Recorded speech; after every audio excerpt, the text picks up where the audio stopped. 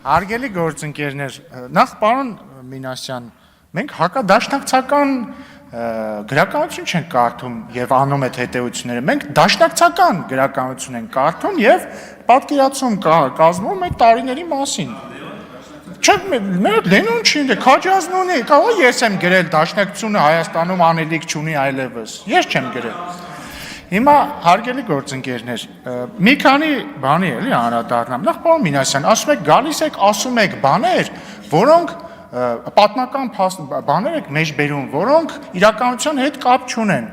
Բայց մի հատ ձերբի համար մի հատ մեր բերած փաստ չհերկեցիք։ Ու շատ հենց դա ոչ մի այս երկու օրը ինչ ասել ենք, ոչ մի բան չեք հերքել։ Ասեմ ավելին, վերջում մի հատ էլ հաստատեցիք ասելով բան, մեծ հաշվով ես հենց եմ ինտերպրետացնում ձեր ասածը, որ հա իրոք այն ամեն ինչը ինչ որ ասում եք արել ենք, բայց սխալ ենք արել։ Էդ էիք ասում ըստ երևույթին։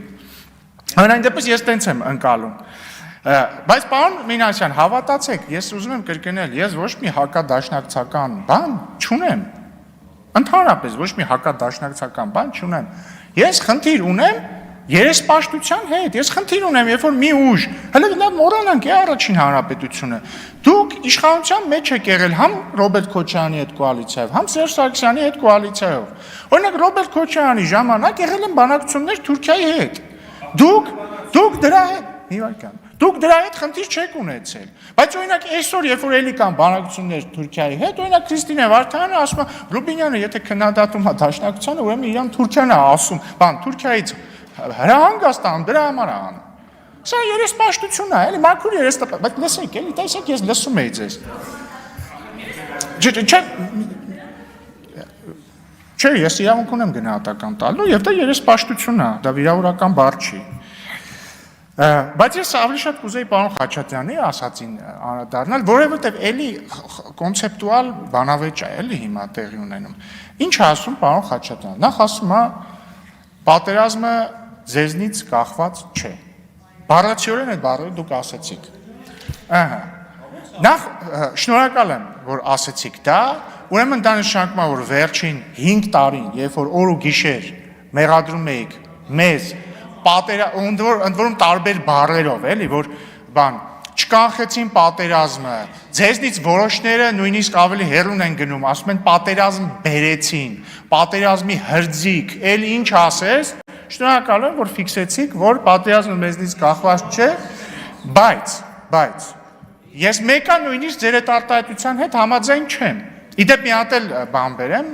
հակասություն ձեր բերեմ ձեր մտքերի մեջ, սկզբից ասում եք պատերազմը ձեզնից կախված չէ, հետո ասում եք դուք մեկ-մեկ արտահայտություններ եք անում, որոնք կարող են բերել պատերազմ։ Հիմա կողմնորոշվեք, արտահայտությունից պատերազմ կարող է լինի, թե պատերազմը մեզնից կախված չէ։ Կամ որ ասում եք բանը, որ ասում եք պատերազմ չի լինելու, դա ոչինչ չի նշանակում, բայց մյուս կողմից էլ ասում եք դուք արտահայտություններ եք անում, որ բերում եք պատերազմ։ Բայց հələ դա մի կողմ, էլի։ Ես համաձայն չեմ, որ պատերազմը մեզնից կախված չէ, եւ ես համաձայն չեմ երկրաշարժի ու պատերազմի համեմատության հետ, եւ ես կարծում եմ, այստեղ ֆունդամենտալ խնդիր կա մեր տեսլականների միջեւ, որովհետեւ սկսենք նայել, որ երկրաշարժը չունի բան, անձ չի, ինքը բան չունի մոտիվացիա, չունի հիշողություն, չունի էմոցիա, չունի ռեսուրս, ոչ մի բան չունի, ինքը բնական երևույթ է, որը կամ երկրակեղևի տարբեր, չգիտեմ, շարժումներից տեղի է ունենում, կամ տեղի չի ունենում։ Երկրաշարժը բան չի, ինքը չունի կամք, չունի ցանկություններ, չունի նպատակներ։ Բայց ունի էներգիա, բայց իր հետ հնարավոր չի բանակցել, քո գործողությունները ոչ մի ձև չեն կանխորոշում, եք անդհատին, հետո ուրիշ ժամանակ ձեզ են ընդհատում, ինձ ասում եք միջամտի։ Եվ համաձայն եք, որ պատերազմը այդպիսին չի, ինչքան էլ այո, եթե Ադրբեջանը որոշում է գնալ ռազմական էսկալացիայի, ուրեմն որոշում է եւ բնականաբար Հայաստանը այդտեղ մեղք չունի, բայց միևնույն ժամանակ ակնհայտ է, որ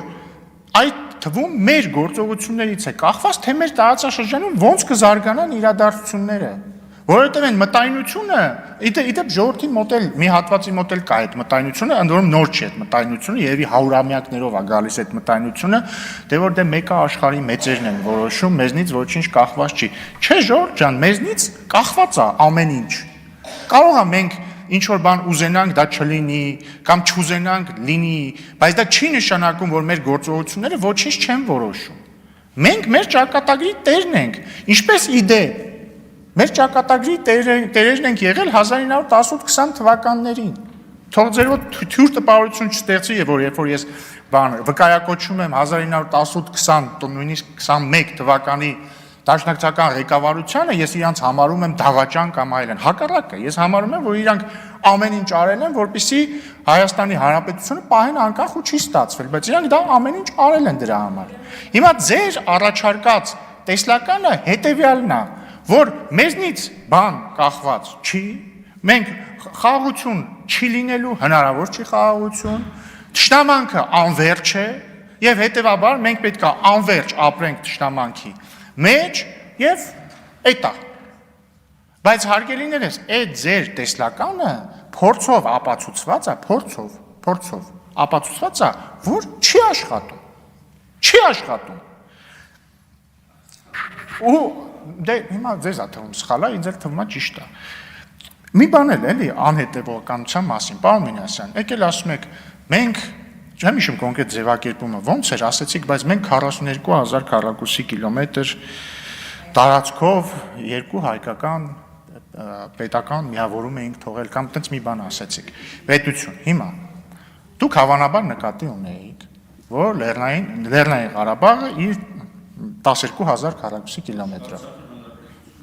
որը Լեռնային Ղարաբաղը ըստ սահմանադրության այդ թվում։ Հիմա խնդրում եմ ինձ ասեք հետևյալը։ Դուք կոալիցիայի մեջ եք եղել եւ Ռոբերտ Քոչարյանի եւ Սերժ Սարգսյանի հետ։ Եվ Ռոբերտ Քոչարյանը եւ Սերժ Սարգսյանը Ադրբեջանի հետ բանակցել են Լեռնային Ղարաբաղի շուրջ գտնվող 7 շրջանների Ադրբեջանին հանձնելու վերաբերյալ։ Սա անհերքելի փաստ է, անհերքելի։ Հիմա դուք ասում եք 42000 քառակուսի կիլոմետրով երկու հայկական պետություն։ Այս դուք էլ կոալիցիայի մեջ եք։ Այսինքն դուք բանակցում եք պետությունը հանձնելու վերաբերյալ, թե ոչ։ Ոչ խաղաղության։ Մի վայրկյան։ Հետևաբար կամ դուք համարում եք, որ հայրենիքը հնարավոր է զիջել հանուն խաղաղության, կամ դուք անհետևողական եք եւ կներեք արտահայտությանս համար մի փոքր երեսպաշտ, որովհետեւ դուք հիմա մեր գործընթացը, որը չի գնում, որը ոչ մի բան զիջելու մասին չէ, որը ընդամենը Ալմատայի հռչակագրի հիման վրա Հայաստանի եւ Ադրբեջանի կողմից փոխադարձ տարածքային ամբողջականությունը ճանաչելու մասին է, այս է քննադատելուց դուք ուրեմն երեսպաշտությամբ եք զբաղված։ Այսա դուք խնդիրը դաշնակցության հետ իմ խնդիրը հետեւյալն է, դուք ապրում եք ոչ թե ապրում եք, այլ խոսում եք դոգմաներով, այսինքն ազգային, հայրենասիրական, պետական, կողքից մի երկու հատ էլ սենց թրիգեր բառեր կան, էլի, թուրք, դավաճան եւ այլն, ես գնում եմ այնտեղ բան, Թուրքիայից բան եմ ստանում, հորդորներ եմ ստանում, ձեզ քննադատելու դաշնակցությանը, այս ամեն ինչը ասում եք, բայց փորձը ցույց է տալիս, որ ձեր կոալիցիոն կառավարման ժամանակ արել եք բաներ, որոնք ուղիղ հակասում են ձեր ասածներին, ու դա է ձեր ամբողջ քաղաքական կապիտալը։ Բայց խնդիրը դա հասկանում եք, խնդիրը դա, ես չգիտեմ դուք հասկանում եք, որ ձեր քաղաքականությունը անխուսափելիորեն, այլշուտ այն քաղաքականություն, որ դուք առաջարկում եք, անխուսափելիորեն տանում է պատերազմի եւ Հայաստանի անկախության վերացման։ Դա անխուսափելիորեն տանում է նրան, որովհետեւ եթե դուք դեմ եք նրան, որ Հայաստանը ունենա սահմանագծված սահմաններ, եթե դուք դեմ եք նրան, որ Հայաստանն ու Ադրբեջանը ճանաչեն իրար տարածքային ամբողջականությունը Ալմատայի հռչակագրի հիման վրա, եթե դուք այդ ամեն ինչին դեմ եք, ախր դժվար չի էլի գումարել մեկին մեկ ստանալ, որ դա հավասար է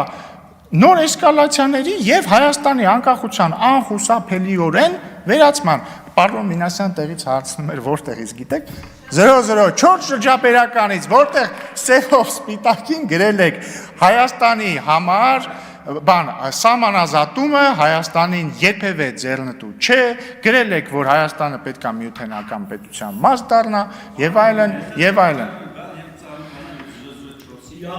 Ընդունում եմ առաջարկը։ Օր ժամ ասեք։ Մի վայրկյան։ Երբ։ Մի վայրկյան, հենց հիմա պայմանավորում ենք։ Երբ։ Երկուշաբթի օրը 004 շրջաբերական կբերեք ձեր հետ որտեղ շատ լավ պրոբլեմ չկա երկուշաբթի կպայմանավորվենք բայց խոսքը հա նոր բանաձևեր կան դրանց էլ հաճույքով կծանոթանամ հուսով եմ այդ 004 շրջաբերականի բովանդակությունը չի կրկնվել այդտեղ բայց ինչևէ շնորհակալություն